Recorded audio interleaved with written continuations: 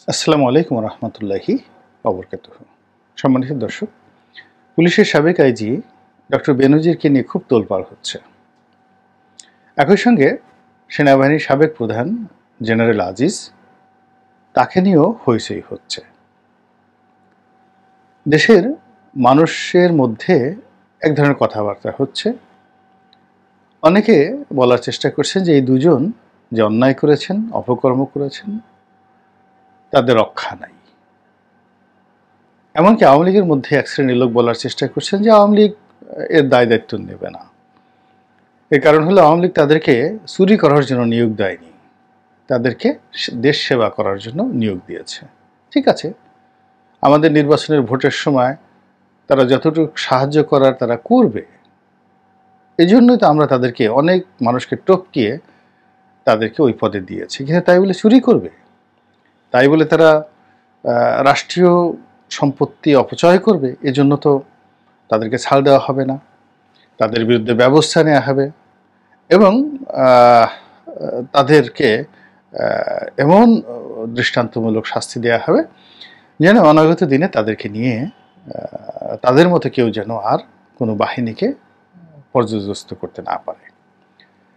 তারা বাংলাদেশের অতি গুরুত্বপূর্ণ দুটি বাহিনীর প্রধান ছিলেন, একজন পুলিশ বাহিনীর আর একজন সেনাবাহিনীর। একটি রাষ্ট্রের যে অস্তিত্ব, সেই অস্তিত্বের মধ্যে এই দুটো বাহিনীর গুরুত্ব রয়েছে। পুলিশ ছাড়া এবং সেনাবাহিনী ছাড়া আধুনিক আসলে কোনো রাষ্ট্র হয় না। এমনকি একটা ইউনিয়ন পরিষদও হয় না। ইউনিয়ন পরিষদে একজন চৌকিদার থাকে বা একাধিক চৌকিদার থাকেন। তো এই দুজন মানুষ আইজি হয়েছেন এবং সেনাপ্রধান হয়েছেন, একজন আর একজন আইজি। তারা এই দুটো পদে পৌঁছানোর জন্য একেবারে কাঙ্ক্ষিত যে মাকাম, সেখানে বসার জন্য সর্বরকম চেষ্টা করে শত শত প্রতিযোগীকে, তাদেরই মতো শত শত প্রতিযোগীকে পেছনে ফেলে দিয়েছেন। অনেককে পথের কাটা মনে হলে তাদেরকে সরিয়ে দিয়েছেন। অনেকের জীবনের চাকরি করার যে স্বাদ, এটি মিটিয়ে দিয়েছেন। দেওয়ার পরে তাদের যারা নিয়োগকর্তা, তাদের নিকট নিজেদেরকে সাধু, সজ্জন, বিশ্বাসী, আস্থাভাজন হিসেবে প্রমাণ করেছেন। তো কাজেই তারা কোনো সাধারণ মানুষ নন, তারা অসাধারণ। আর এই জন্য শিরোনামে যেটি বলার চেষ্টা করেছি যে ডক্টর বেনজির কোনো ফিডার বালক নন। তিনি চু চু করে শুয়ে শুয়ে অবশ শিশুর মতো দুগ্ধ পান করেন না, গোদুগ্ধ, ছাগের দুগ্ধ কিংবা অন্য কোনো পাউডার দুধ, বা তিনি বার্লি খান না। আমরা ছোটকালে যেভাবে শিশুদের কাছে খাওয়াতাম, শিশুরা গো গো করে কান্না করত আর জোর করে তার মুখের মধ্যে বার্লি ঢুকিয়ে দেওয়া হতো উইদাউট সুগার। তো তিনি বার্লি বয় নন, ফিডার বয় নন। একইভাবে জনাব আজিজ, জেনারেল আজিজ, তিনিও বেকুব নন। তিনি যথেষ্ট বুদ্ধিমান, যথেষ্ট কৌশলী, যথেষ্ট যাকে বলে সাহসী, প্রো পিউপিল। ইভেন বেনজির সাহেবের চাইতেও তিনি প্রো পিউপিল। বেনজির সাহেব সবার সঙ্গে মিশতে পারেন না, কিন্তু আজিজ সাহেব সবার সঙ্গে মিশতে পারেন। তো এই দুজন মানুষ এই মুহূর্তে আপাত দৃষ্টিতে মনে হচ্ছে বিপদে পড়েছেন। অবস্থা দৃষ্টি মনে হচ্ছে বেনজির দুর্নীতি দমন কমিশনের যে জাল, সে জালের মধ্যে তিনি পড়ে গিয়েছেন। আর এই মুহূর্তের বাজারের যে খবর হলো, বেনজির দেশে নেই, সপরিবারে তিনি চলে গিয়েছেন গত 4 তারিখেই। তো এরকম কথাবার্তা। আর যাওয়ার আগে তিনি পুরো ব্যাংক, তার যে টাকা সাবার করে দিয়ে, কেউ বলে 100 কোটি টাকা, কেউ বলে 200 কোটি টাকা, এগুলো নিয়ে চলে গেছেন।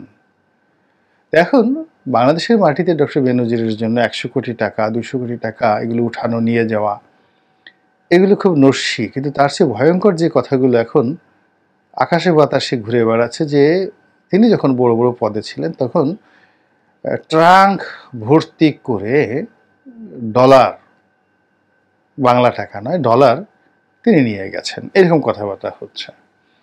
এবং এগুলো বিশ্বের কোনো দেশে তাকে ওইভাবে কোনো ব্যাংক অ্যাকাউন্টে তাকে হয়তো খুঁজে পাওয়া যাবে না। তিনি ব্যাংক অ্যাকাউন্ট না করে ব্যাংকের ভল্ট, আমাদের দেশে যেভাবে ভল্ট আছে ওইভাবে ভল্ট ভাড়া পাওয়া যায়, তো এরকম ভল্ট ভাড়া করে সেখানে নগদ অর্থ জমা রেখেছেন এবং ওখান থেকে যখন দরকার টাকা উঠিয়ে তিনি খরচ করছেন, তিনি বা তার মতো অন্যান্য যারা রয়েছেন। এই সকল কথাবার্তা হচ্ছে। জেনারেল আজিজ সম্পর্কে বলা হচ্ছে যে বেনজিরকে যেভাবে দুর্নীতি দমন কমিশন তার জালের মধ্যে আবদ্ধ করে ফেলেছে, জেনারেল আজিজকেও একই প্রক্রিয়াতে দুর্নীতি দমন কমিশন তার বিরুদ্ধে তদন্ত করবে এবং একজন সম্মানিত আইনজীবী এই ব্যাপারে আবেদনও করেছেন এবং দুর্নীতি দমন কমিশন খুবই স্ট্রং প্রতিক্রিয়া দেখিয়েছে যে যদি তাদের শিডিউলের মধ্যে জেনারেল আজিজের কোনো কর্মকাণ্ডকে বেআইনি বলে মনে হয়, দুর্নীতি বলে মনে হয়, তবে তারা ছাড় দিবেন না, ব্যবস্থা নেবেন। প্রথম দিকে সরকারের কয়েকজন মন্ত্রী বলার চেষ্টা করেছিলেন যে এই বিষয়টি সেনাবাহিনী তদারক করবে বা সেনাবাহিনীতে তার বিচার হবে, কিন্তু সেই জায়গা থেকে সবাই সরে এসেছেন। এখন জেনারেল আজিজকে সেনাবাহিনী থেকে আলাদা করার চেষ্টা করা হচ্ছে এবং বলা হচ্ছে যে এটা তার একান্ত ব্যক্তিগত কর্ম, এর দ্বারা সেনাবাহিনী কোনো ক্ষতিগ্রস্ত হয়নি এবং সেনাবাহিনী এর সাথে জড়িত না এবং সেনাবাহিনী কেন এর দায় দায়িত্ব নেবে। কিন্তু বাস্তবতা হলো যে জেনারেল আজিজকে নিয়ে এবং বেনজিরকে নিয়ে আন্তর্জাতিক অঙ্গনে যে সমস্যা দেখা দিয়েছে, এই সমস্যা আমাদের ব্যাংকে সমস্যার সৃষ্টি করবে, ব্যাংকিং ব্যবস্থা, ইন্টারন্যাশনাল ব্যাংকিং ব্যবস্থায় সমস্যার সৃষ্টি করবে। এর কারণ আসলে আমেরিকা এদের দুজনকে প্রকাশ্য সামনে এনে পেছনে অন্তত পক্ষে আরও হাজার খানেকে এরকম দুর্নীতিবাজকে টার্গেট করে তারা সরকারের উপর চাপ দিচ্ছে ব্যবস্থা নেওয়ার জন্য এবং ধীরে সুস্থে আস্তে আস্তে আস্তে আস্তে আস্তে এদের নাম প্রকাশ করছে। যেমন আপনি ধরুন পুরো মার্কেট জমানোর জন্য একসাথে যদি এই মুহূর্তে 50 জনের বিরুদ্ধে নিষেধাজ্ঞা আসতো তাহলে পুরো বিষয়টি মানে আমাদের জন্য বার্ডেন হয়ে যেত, আমরা সপ্তাহখানেক নাচানাচি করতাম এবং এই 50 জনই বলতে গেলে দায়মুক্ত হয়ে যেত। সরকার কাকে রেখে কাকে ধরবে? কিন্তু খুব কৌশল করে যখন একজন বেনজিরকে টার্গেট করা হয়েছে হইচই পড়ে গিয়েছে, একজন আজিজকে যখন টার্গেট করা হয়েছে তখন চারিদিকে হইচই পড়ে গিয়েছে এবং এদেরকে ধরার জন্য জাল পাতা হয়েছে এবং এরা আলটিমেটলি এই জালের মধ্যে তারা কিন্তু পড়ে গিয়েছেন। তো পড়ে গিয়ে তারা আসলে নেক্সটে কী হবে সেটা নিয়ে আলোচনা করবো, কিন্তু তার আগে আমরা আমেরিকান যে কৌশল সেই কৌশল নিয়ে বলি। সেই কৌশলটা হলো আমেরিকা চাচ্ছে যে এই একজনকে জালের মধ্যে আটকে এর পরবর্তীতে তৃতীয় জন, চতুর্থ জন, পঞ্চম জন, এইভাবে একজন একজন করে তারা কালে কালে কালো কালো যে সমস্ত কালো মানুষগুলো রয়েছে তাদেরকে ধরবে এবং এভাবে যদি 50-60 জন লোককে আগামী 6 মাসের মধ্যে পুরো কট করে ফেলা যায় তাহলে সরকারের যে ইমেজ, সরকারের যে নৈতিক শক্তি এবং সরকারের যে অভ্যন্তরীণ যে শক্তি, এর সব কিছু সমন্বয়হীনতা শুরু হয়ে যাবে সব কিছুতেই। তো এই কারণে তারা খুব কৌশল করে করছে। এখন প্রশ্ন হলো যে আমেরিকা যে কৌশল করছে বা পশ্চিমারা যে কৌশল করছে সেই কৌশলে আজিজ এবং বেনজির তারা ধরা পড়বেন কিনা বা তারা এর থেকে মুক্তি পাবেন কিনা। আমার একান্ত ব্যক্তিগত মতামত হলো যে সরকার শত চেষ্টা করলেও এই দুজনকে আর এই বাংলাদেশের মাটিতে কোনো অবস্থাতেই পুনর্বাসিত করতে পারবেন না, তাদেরকে বাংলাদেশে রাখতে পারবে না, তাদেরকে কোনো পদ পদবি দিতে পারবে না, তাদেরকে পুনর্বাসন করতে পারবে না এবং তাদের জন্য এই সমাজটি একেবারে দুর্বোধ্য হয়ে পড়বে। ফলে দে হ্যাভ টু লিভ, তাদেরকে এই দেশ ছেড়ে চলে যেতে হবে, কোথাও না কোথাও তাদেরকে চলে যেতে হবে। এবং এটা নতুন কিছু নয়, ইতিপূর্বে আমরা শুধু এই সরকারের আমলে নয় বিভিন্ন সময় দেখেছি। এই 111-এর সময় এত প্রভাবশালী যারা লোকজন, সেই মঈনুদ্দিন ফখরুদ্দিন, তারপরে শেষে সেই ব্রিগেডিয়ার বারী, তারা এখন কোথায়? সব ভিন দেশে গিয়ে মানে খুবই মানবেতর জীবনযাপন তারা করছেন। আবার ৭৫ 15 আগস্টের পরে যে সকল অবসরপ্রাপ্ত সামরিক কর্মকর্তা বঙ্গবন্ধু হত্যাকাণ্ডে অংশ নিয়েছিলেন, তারা কেউ দেশে থাকতে পারেননি। বিভিন্ন সময়টাতে যারা বড় বড় সন্ত্রাসের সাথে জড়িত ছিলেন, তারাও Bharat, Dubai, Singapore, Sweden, Europe, America সমস্ত দেশগুলোতে তারা মানে পালাতে বাধ্য হয়েছেন। তো যাক, কাজেই আজিজ সাহেব এবং বেনজির সাহেব, যেটা শিরোনামে বলেছে যে তারা ফিডার বালক নন এবং তারা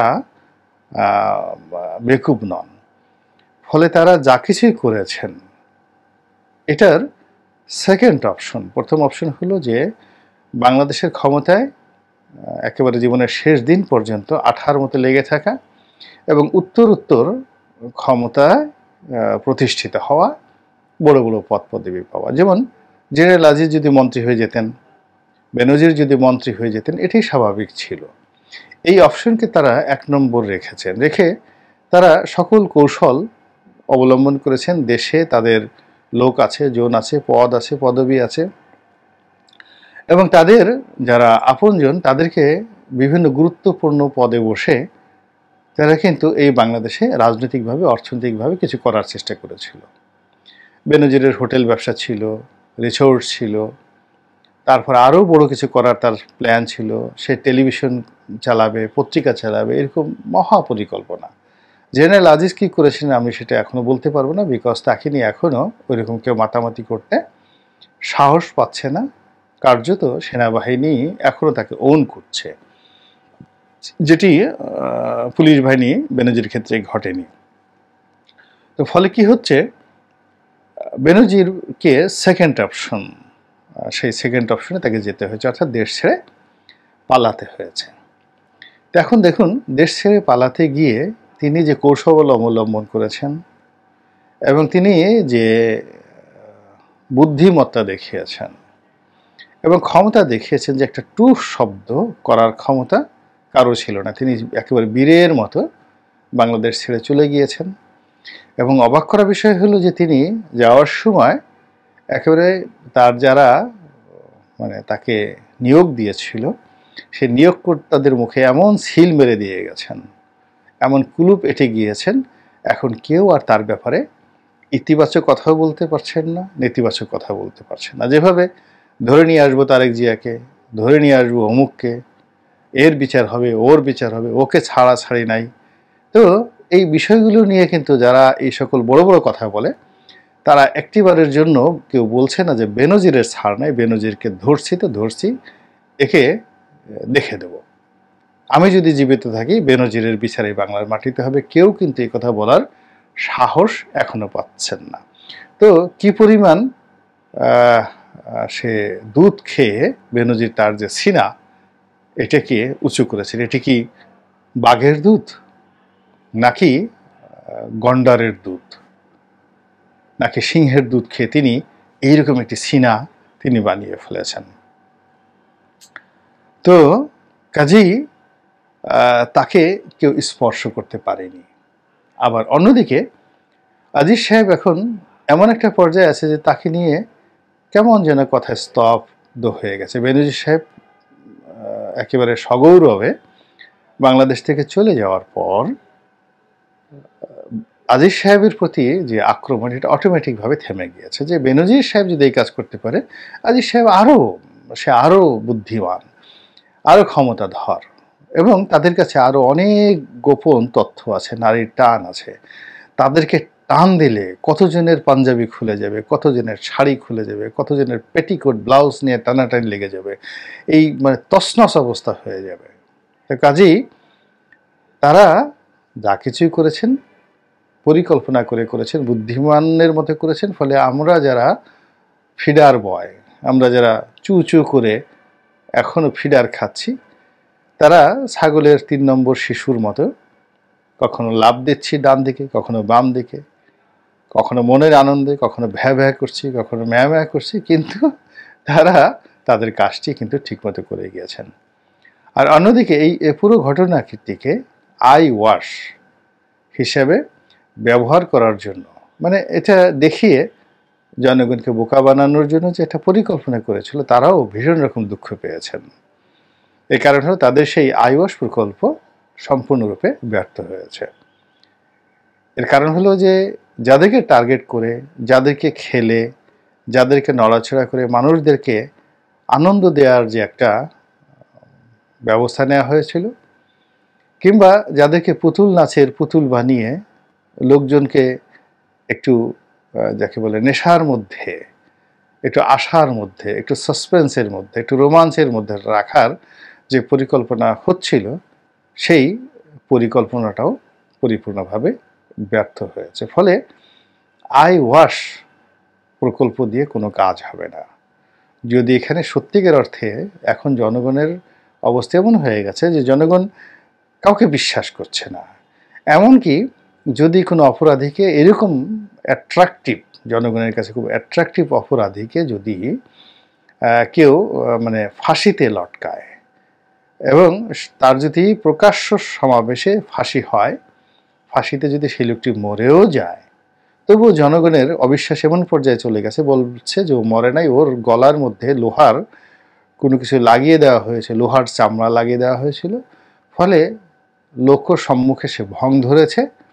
তারপরে তাকে যখন দাফন করা হবে, তখন সে কবরের মধ্যে কিছুক্ষণ থাকবে, গভীর রাতে তার লোকজন সেখানে সেই তার কবর থেকে লাশ নিয়ে যাবে না, মানে তাকে উঠাই নিয়ে যাবে, আর ওখানে একটা কৃত্রিম ছাগলের লাশ সেখানে দিয়ে যাবে, বা একটা কুকুরের লাশ সেখানে ঢুকিয়ে দিয়ে যাবে। এইরকম মানুষের অবিশ্বাসের পর্যায়ে চলে আসছে।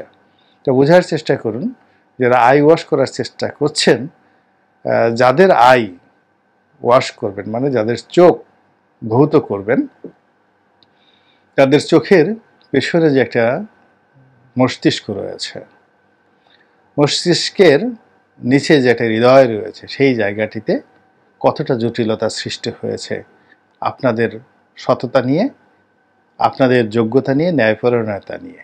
আল্লাহ আমাদের সবাইকে হেদায়েত দান করুন এবং হেফাজত করুন। আসসালামু আলাইকুম ওয়া রাহমাতুল্লাহি ওয়া বারাকাতুহু।